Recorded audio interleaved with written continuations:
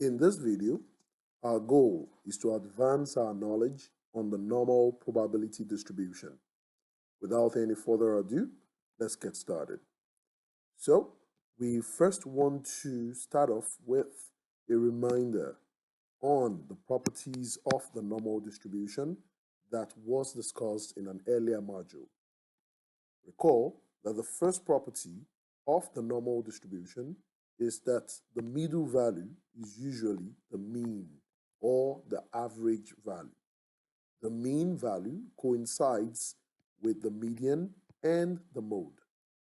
Usually, it has the highest peak value at the mean, which signals to us that the most typical value you'll find, even though there are variabilities in the data, is the mean. Then it has points of inflection at one standard deviation measured away from the mean. So from the mean, taking a step of one standard deviation back, that takes us to mean minus this, and taking another step, you have mean plus the standard deviation. And the area under the normal curve, that is all of this area shaded on your screen, represents probabilities and so sums up to 1 in measure. Then the area under the normal curve to the right of the mean and to the left of the mean are approximately equal since the curve is symmetric about the mean. And so this area measured from the mean just below, so the shaded region is about 1/2 and the unshaded region is about another 1/2, and so it combines to a total area probability of 1. Then, as x increases without bound, that is, it gets larger and larger, the graph of the normal distribution approaches but never reaches the horizontal axis. The point we're making here is simple. The graph of the normal distribution is asymptotic to the horizontal axis. It comes very close, but it never touches it, actually. Now, having discussed that, we want to remember the notation, the convention for representing a random variable that has the normal probability distribution. If that random variable happens to be x, a measured quantity, then there are parameters or settings, as it were, that describe the behavior of the spread of values of x having the normal distribution. And in particular, the the center value is usually the mean. These are values of x, and the measure of spread is the standard deviation. The bigger the standard deviation, the more spread out the values are from the mean. All right. Having said that, let's proceed to look into more details on the parameters of the normal distribution. As I just said, when we talk about the parameters of the normal distribution, we simply mean the mean and the standard deviation. In particular, you find out that as the mean shifts from mu equals 0, let me change this, from mean equals 0 to mean equals 3, the effect or the resultant effect on the position of the normal distribution curve is that it translates to the right, or it shifts to the right. So the bigger the mean, you see the center value moving forward. And of course, in the same way, if it reduces, let's say it becomes a negative value, then it slides leftward. So what we note here is that the mean, being the center value, helps us to indicate the point where you have the center value of the normal distribution curve on the horizontal axis, rather. And then, talking about the standard deviation as it goes from 1 to 2, if we keep the mean constant, you observe that when the standard deviation is 1, all of the values are more closely held together. As the standard deviation increases to 2 on the blue curve, you see that the values start to spread out. Why is this of interest? The standard deviation, since it measures how spread out the values are, might be a good indicator of how much variabilities we have in the data, and that can be a measure of the uncertainty in predicting the typical values of this normal random variable. So let's take a quick example question that we considered once, but for the sake of emphasis, we'll consider it again. So this example says one graph in the figure to the right represents a normal distribution with a mean of 15 and a standard deviation of 2. The other graph represents a normal distribution with a mean of 7 and a standard deviation of 2. Determine which graph is which and explain how you know. Well, it stands to reason that I can see the center value for the normal curve A, and I can see the center value for the normal curve B. So the normal curve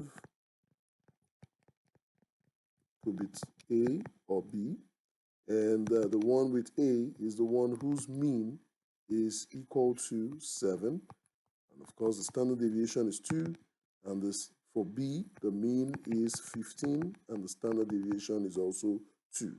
And we know, how do we know this? It is because the mean of the standard of the normal curve B is bigger than that of A. So that tells us that definitely B is further along than A. All we mean to say here is that we know the normal curve B has a mean of 15. And of course, compared to the mean of the normal curve of A, its mean is bigger than that of normal curve A and is therefore further along to the right on the horizontal axis. So we proceed to again remind ourselves of how to find probabilities associated with the normal random variable x. And we focus on this example. Using technology, calculate the required probabilities for the normal distributions with the parameters specified in A through D. So we have the mean, which is 7, and the standard deviation of 1.2. We're to find the probability in this area. What do? Step 1, since we're dealing with a normal distribution, I am going to sketch the normal distribution, and then I will locate the center value, which is mean equals 7, and I would like to find the probability between two values 5 and 7.3. So 5 should be to the left of 7, whereas 7.3 should be to the right of 7.3. So the area or the probability I want to find is between these two values. And using StatCrunch technology, so this is probability between 5 and 7.3, and this is equal to, here I am in StatCrunch, so I'm going to go to Stat, go to Calculators, go to the normal calculator, and I'm going to drag this over here and make it bigger a little bit, just so that it becomes bold and good. All right, so the question we're working with is a question to find the size of the area between two values. So what I'm going to do is alter the look of the graphical interface or the user interface to between. And I'm going to set the mean. Let's do that. So I have the mean 7 and the standard deviation of 1.2. That comes from the question. And then the next thing I need to do is to look at the range from 5 to 7.3. So I'm going to alter that here. So I have 5 and 7.3 and compute. So the answer is 0.5509. Here I have the answer, and so I'll proceed to question B. In question B, I'm still dealing with the normal distribution. So I'm going to sketch. This is not the best sketch in the world, but we'll take it. All right, so I have the mean is 5, the standard deviation is 2, and I would like to find the probability connected with 6.5. 6.5 is definitely a number bigger than 5, so I'm going to put it ahead of 5. And the next thing is I'm interested in the area above 6.5.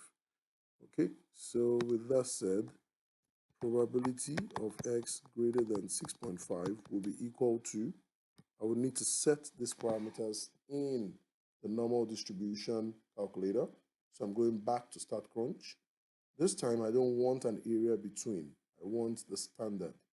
So I'm going to alter the mean and the standard deviation to reflect the prompt of the question.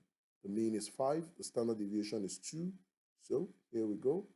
I'm going to change this to 5, make this 2, and then I'm interested in the area above that's greater than or equal to 6.5. So let's do exactly that. Here we go. So I have the parameters. Mean is 5, the standard deviation is 2, and I would like to find the probability of x greater than or equal to 6.5. So I'm going to change this to greater than or equal to 6.5 and hit the enter button. So I have 0.2266. So as it stands, I have my answer copied over. We go on to question C. In this case, there is a very important property I would like to point out of any continuous random variable and its probability distribution. The mean in this case is still 7 in this case. The standard deviation is 5. However, we want the probability at equal to 6. So at just a particular point value. Well, as it stands, you will agree with me that this is a very single value in a realm of an infinite set of values. This is the point I'd like to make. If your x is a continuous random variable, then you will find that the probability that x is equal to 6 is just 1 point out of an infinite number of points. And so that is always 0.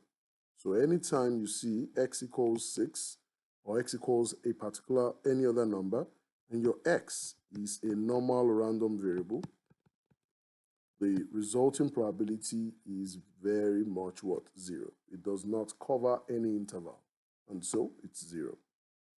Then for D, we have the normal distribution again, and we make this 6, since the mean is 6, and we have probability of x greater than 4, so I'm going to locate 4, and then I want the area to the right of 4.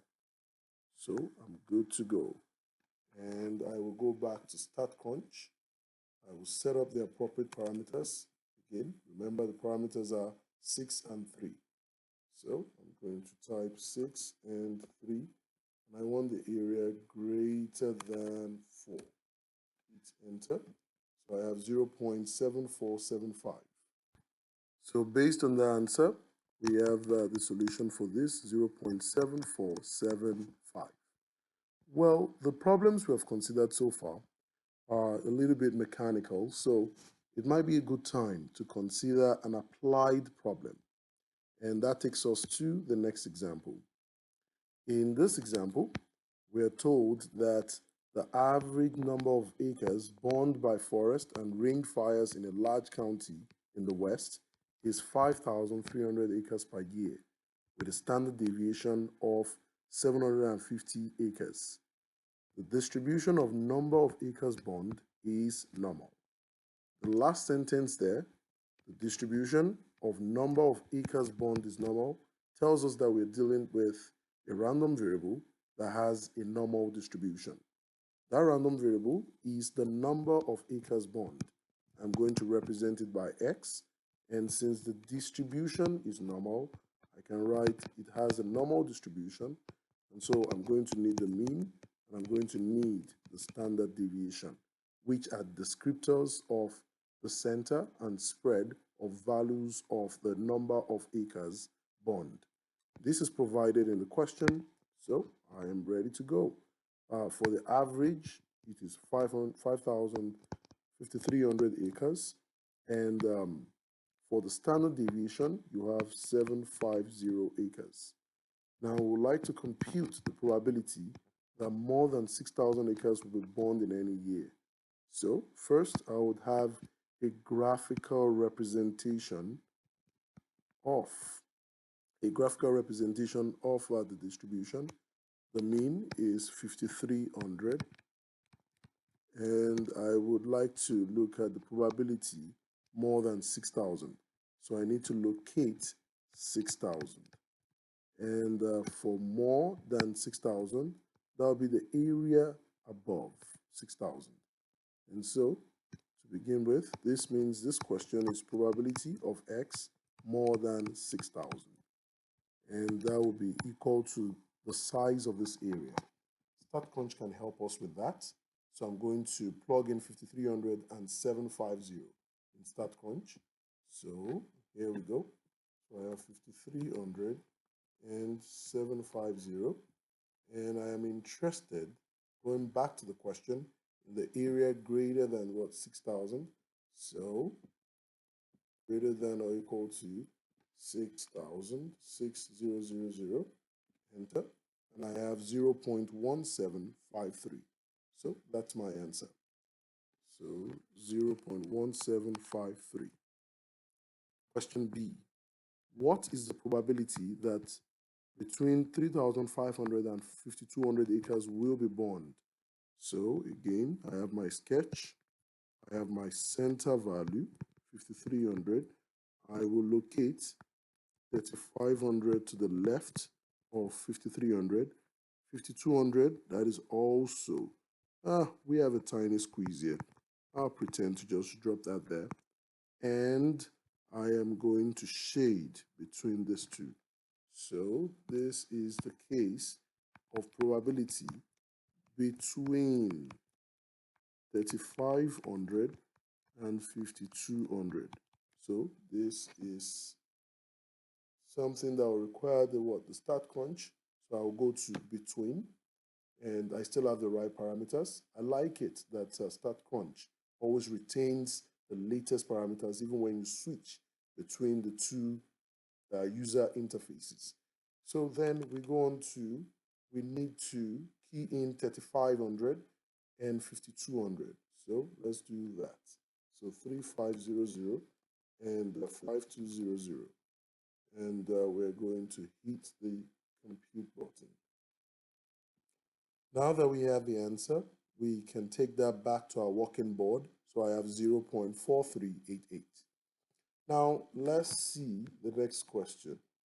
For the next question, we're told that in those years, when more than 6,500 acres are burned, help is needed from Eastern Region fire teams.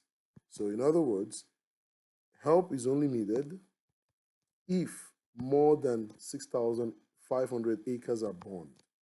Determine the probability that help will be needed in any year. So probability that help is needed will be probability of what in connection with X that we're talking about. Remember, we've been talking about X so far. So how is this event connected to X? X in this case, recall, is the number of acres burned. Yeah, this is the number of acres burned. So help is needed when the number of acres burned, X, is more than 6,500. So let's note that down, more than 6,500. We have successfully translated the question in words into the context of what we are discussing so far. So in this case, again, since the distribution of X is normal, I'm going to sketch the normal distribution, locate the mean value, 5,300, and I'm going to locate 6,500, and we're interested in the area above 6,500. Okay, so with that said, we need to go back to StatCrunch, and we're going to choose standard, and this is going to be adjusted to 6,500 and hit enter. So you have 0.05479. Rounded off to 4 decimal places, that will be 0.0548. This is equal to 0.0548. So there is a, if we multiply this by 100%, we're seeing that there is a 5.48% chance that help will be needed from the Eastern Region Fire teams. Or 5.48% of the time, they request for help in order to cater to the more than 6,500 acres that will be burned. So with that question completed, we proceed to the next example. In this example, we are to determine the total area under the standard normal curve for parts A through B below. Question A. Determine the total area under the standard normal curve to the left of z equals -1 or to the right of z equals 1.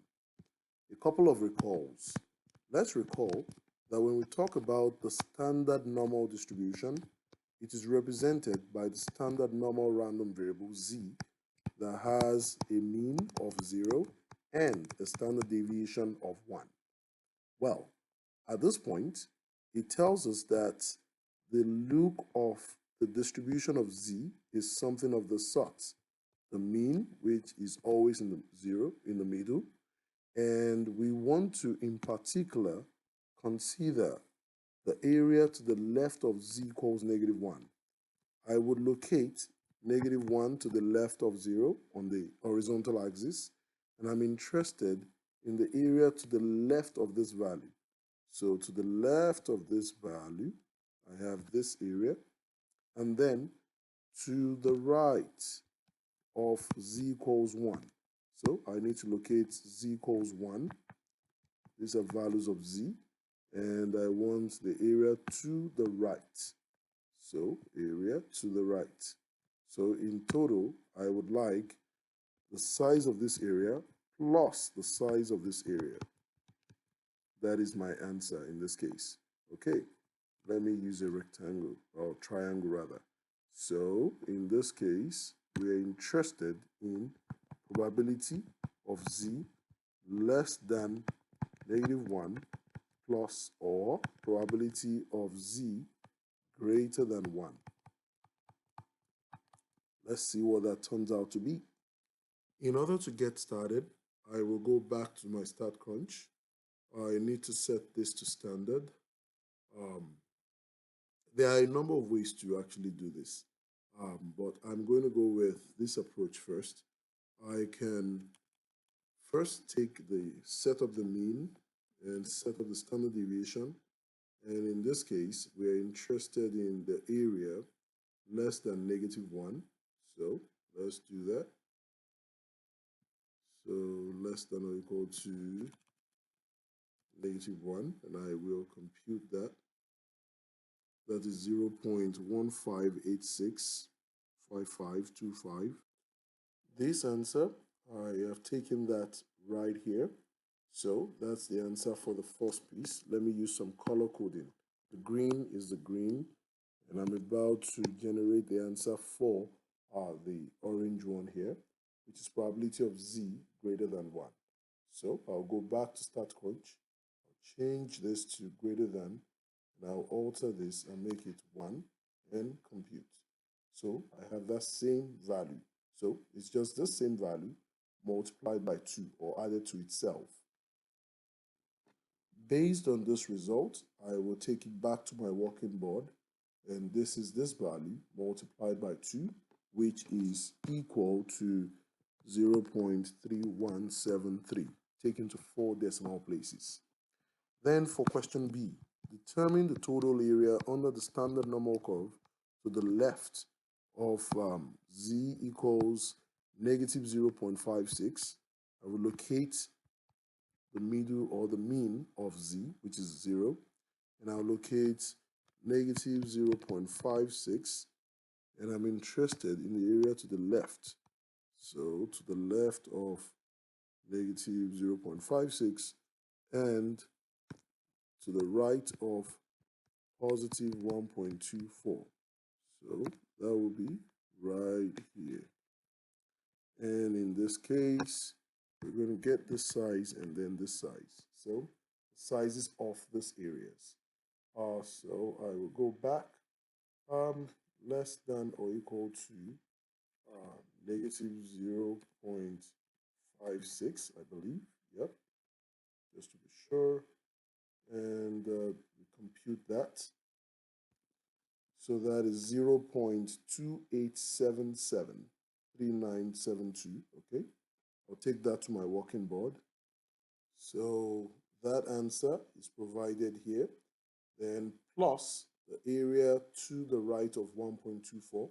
I'll need to make some adjustments. So the symbol should be greater than or equal to, and I want 1.24, and compute.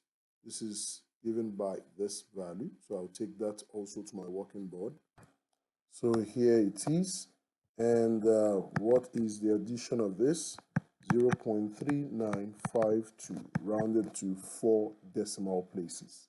That will be the answer there. So that is the total area under the standard normal curve to the left of z equals negative 0.56 or to the right of z equals 1.24.